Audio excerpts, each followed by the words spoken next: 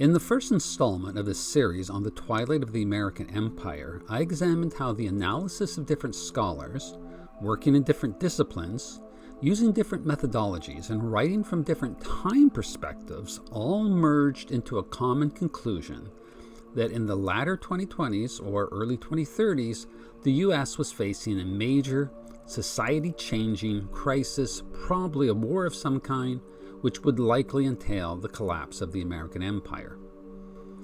Those scholars acknowledged that empire decline isn't the same everywhere, and so it would be more difficult to predict exactly what is likely to happen over the coming decade or how exactly it will take shape. How rapid or steep the descent remains to be seen, but serious hardship for many people seems likely, and a serious reconfiguration of political territory both internationally and domestically in the U.S., are realistic expectations. Numerous symptoms were marked, and some of these, it is acknowledged, may be reinforcing agents produced by the conditions of decline, while also contributing to the process that produced them. However, most of what Turchin and especially Glubb discuss in this regard are at best conceived as proximate causes. To get at ultimate causes, it is necessary to get at the underlying biological forces that are driving this process in America and drive empire cycles in general. Once these ultimate causes are understood, the likelihood of the scholars discussed in the first installment of this series being correct in their assessment rises considerably. In the second installment in the series, the key mechanism for unpacking all this was introduced with the concept of epigenetic and phenotypic natural selection. Unlike genetic natural selection, the other kinds do not assume nor require any alteration of the boundaries of the reaction norm.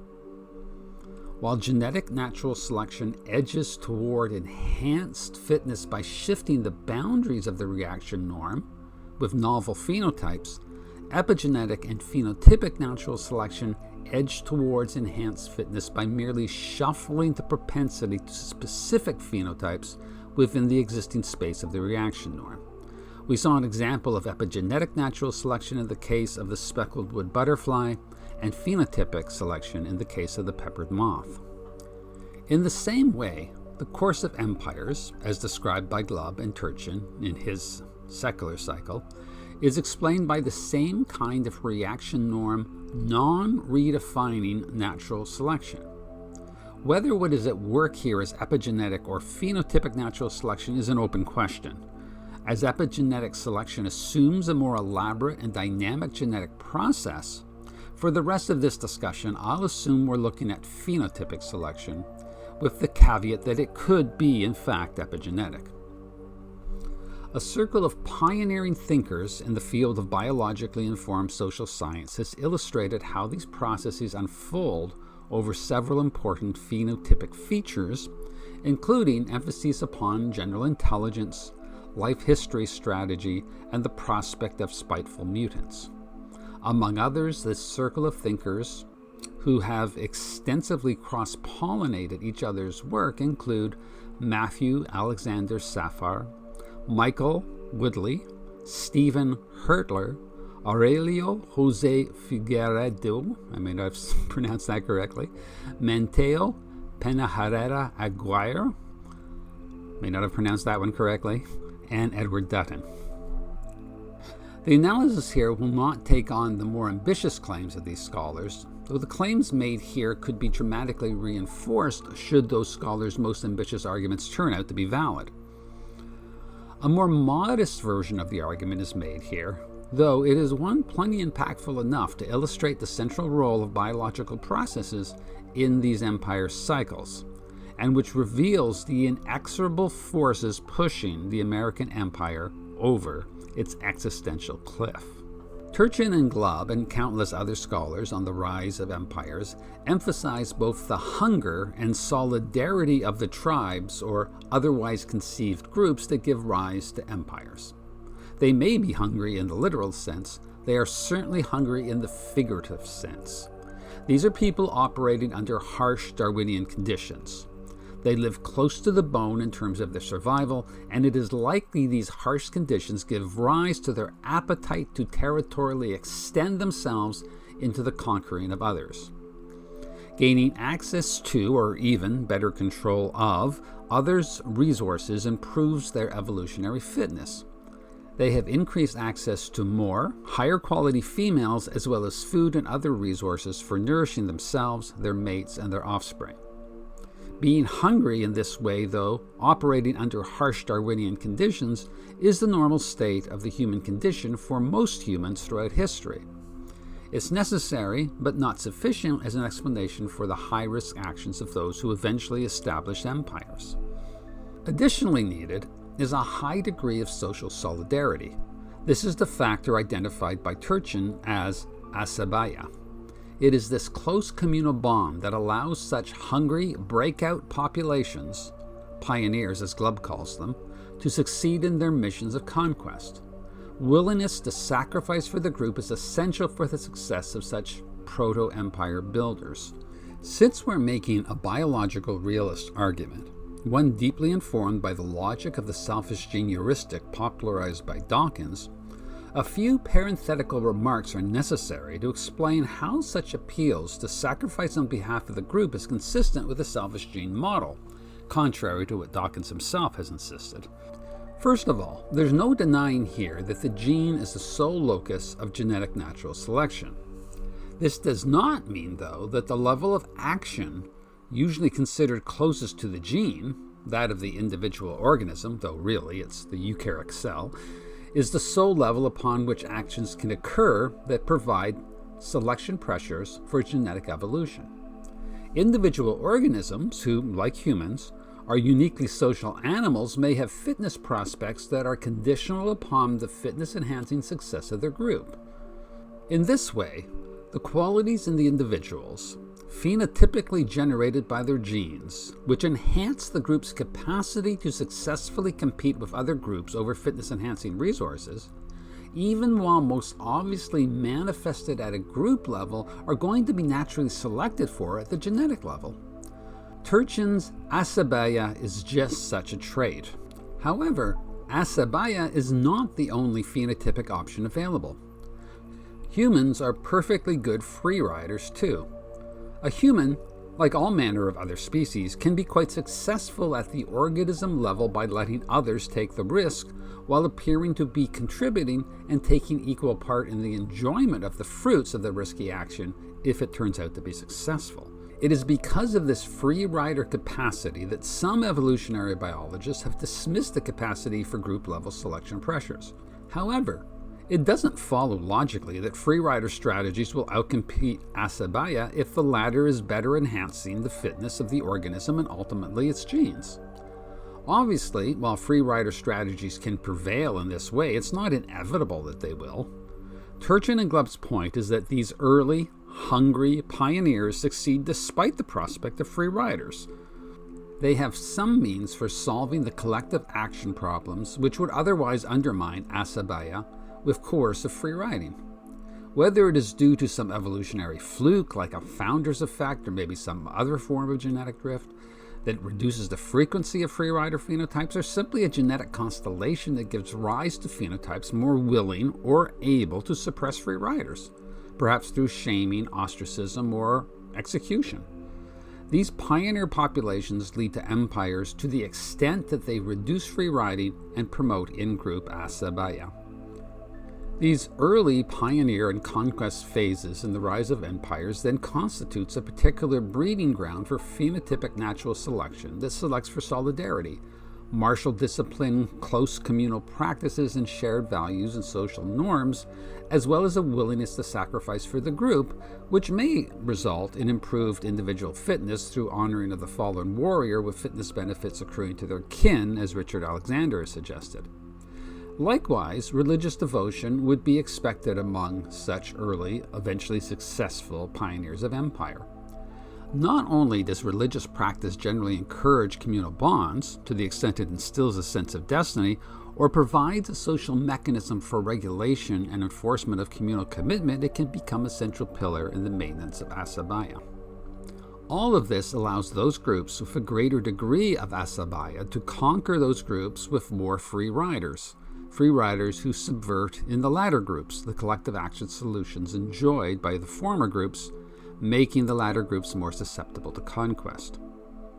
However, a close reading of Turchin or Glubb reveals that it is paradoxically the very success of such early pioneers in their successful conquest and erection of empire which eventually gives rise to the shift in phenotypic natural selection that will bring about their empire's demise. Turchin and Glubb and others tell the same story. As the empire matures, an ever larger territory comes under the control of a single sovereignty in governance and law. The regularity and security of such a regime gives rise to ever more fruitful commerce, allowing a greater number of people to participate in the mutual benefits of trade. This leads to greater prosperity, but it also leads to greater affluence. For any species whose evolutionary history has been one of constant threat of privation and starvation, affluence seems wonderful. Very rarely does a species or any subset of a species enjoy the kind of freedom from scarcity that human empires of the last several thousand years have been able to achieve. This constitutes a rare relaxing of Darwinian conditions. Of course, we welcome it. Like most things, though, it comes with a cost. Free riders and other phenotypes inconsistent with the pioneering population can now more easily thrive. Under the harsher Darwinian conditions of the early pioneers of the empire, free riders like individualists, hedonists, and atheists were at a disadvantage in the process of phenotypical natural selection. They were effectively undesirable mutants. If such traits appeared early enough in childhood, they would be more likely consumed in the high infant mortality characteristic of harsh Darwinian conditions. And as mentioned, if they survived into adulthood, at least among those groups with the asabaya to eventually create a new empire, they were more likely to be suppressed. However, just as the early pioneer and conquest phases are the breeding ground for the natural selection of phenotypes for asabaya, martial discipline, communal bonds, self-sacrifice for the group, and religious devotion, the phases of empire that naturally follow, in heightened commerce and eventual affluence, gives rise to the relaxed Darwinian conditions that at least facilitate and maybe even promote the natural selection of previously disadvantaged phenotypes. Whether this happens through epigenetic or phenotypic selection seems immaterial to the outcome. These newly enabled phenotypes include the aforementioned free riders, individualists, hedonists, and atheists. If we are looking at phenotypic selection, though, like the white phenotypes of the pepper moth, these phenotypes never ceased to exist. Prevailing material conditions merely made their thriving more difficult. The relaxing of Darwinian conditions through the rise of affluence within empires is much like the elimination of the suit in urban England. Changed conditions allow a previously counter-selected phenotype to re-emerge in full flower. Turchin and Glubb and others talk about this development in the latter phases of empire. People become more self-absorbed, the communal values are less prevalent, hedonism and egalitarianism spread. The original pioneer phenotypes are not eliminated, but their influence in terms of sheer numbers are reduced. This description is not only typical of the later period of empire, but it is characteristic of the current conditions in the American empire. In America, it is the tension between these two categories of phenotype that give rise to the increasing harshness of political and cultural animosity, noted as typical of late empires by Glubb, and the disintegration of the communally binding asabaya, noted as typical of late empires by Turchin. While there is a danger in oversimplifying language when reducing these processes to binary labels, an overview of the situation in the U.S. is captured by associating these phenotypes to common categories of conservative and progressive. Conservative, especially, is not used here as synonymous with allegiance to the Republican Party or anything like that. It refers to anyone who adheres to the pioneer attitudes and values which emphasize slow reproductive strategies, strong in-group preferences, respect for authority and religion. That is what is meant here by a conservative phenotype. The progressive phenotype is more characteristic of the late empire attitudes and values of fast reproductive strategies, self-actualization, egalitarianism and atheism, and even in some cases, radical moral relativism. Seen from the perspective of the ideas expressed in this video series, it should be becoming increasingly clear that the so-called culture war, sometimes even called a cultural civil war, between conservative and progressive phenotypes in America is not so much a contest over culture and governance, but rather the playing out of the final act of a collapsing empire. The logic of this analysis highlights the social developments in America over the last half-century. Since the 1960s, the progressive phenotypes have found an increasingly accommodating propagation milieu in the closing decades of the American Empire, a phenomenon that Glubb identifies as standard. Conservative phenotypes, observing these developments, though mischaracterizing them in terms of a left-right spectrum, have noted the inexorable march from the dominance of their phenotype to the increasing dominance of the progressive phenotype. Such classic slogans as William Buckley's description of conservatives as standing athwart history shouting "Stop," Mencius Moldbug's observation that Cthulhu only swims left, and Michael Malice's pithy slogan that conservatives are just progressives driving the speed limit all capture the sense of this inexorable march from the dominant values of one phenotype to the dominant values of the other. And certainly, seen through the lens of this analysis, the march is indeed inexorable, in fact, inevitable. Before concluding this video series, though, there are some important lessons that may be drawn from its analysis, which not only provides deeper insight, but if taken to heart, may make what is coming, and indeed the inevitably difficult lead up to it, at least somewhat less painful for all of us. First, as much as each of the two dominant phenotypes might be disgusted by the values and actions of the other, I hope this analysis makes clear that neither has a monopoly on the moral high ground. Politics arise from values, and values come from personality structure, and personality structure is highly heritable. Again, this is discussed at much greater length in my book, Biological Realism, linked in the show notes below, which I urge you to read to better understand all this. Most of us, most of the time, are never really choosing our politics. They are choosing us. We've evolved moral disgust to insulate us from what is counterproductive to our fitness. Our fitness, though, depends upon our phenotype. As much as conservative and progressive phenotypes may detest each other, the fact of the matter is that each of them is the naturally selected phenotype for their own complementary phase of the empire's cycle. In the latter phases of the empire, the progressive phenotype can be expected to keep winning until finally the empire collapses, at which point the return of harsh Darwinian conditions will once again select for the conservative phenotype and against the progressive one. This cycle is built into not only human nature, but the nature of evolutionary biology itself. So perhaps we should tone down the sanctimonious moral outrage just a little.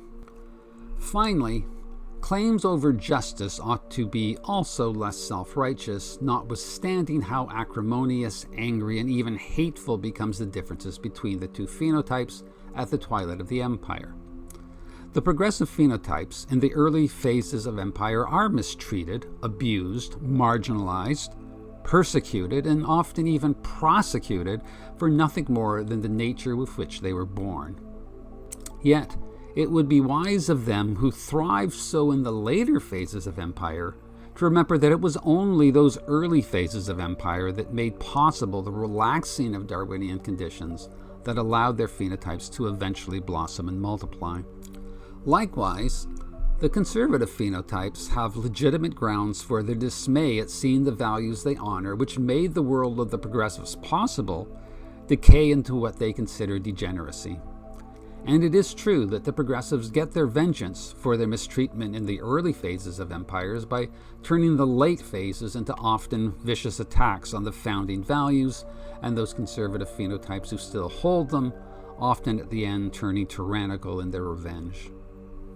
Still, as it is without dignity for the aged and increasingly decrepit man to bemoan the miseries of old age, while forgetting the joys and adventures of youth that led him there, conservative phenotypes would do well to remember that it was they who built the empire that created the prosperity which has given the progressive phenotypes their day. And progressives are merely acting out their nature in their culture of hedonism and self-actualization, as had the conservative phenotypes when their martial culture of discipline and sacrifice led them to build the empire, which inevitably led to the age of the progressive phenotypes. Indeed, we'd all do well to recall the lessons of Strauss and Howe. Buried beneath the illusions of linear time, which we've so enthusiastically taken over from the Enlightenment, cyclical time has never stopped. And like the endless turning of the seasons, the age of the conservative and progressive phenotypes each comes and then eventually goes. The triumph of one is always but the beginning of its end, laying the first stepping stone into the return of the other. Imagining a final triumphant empire in which either phenotype is imagined reigning supreme ever after is to succumb to the age-old fantasy of imagining not merely the end of history, but the conquest of nature.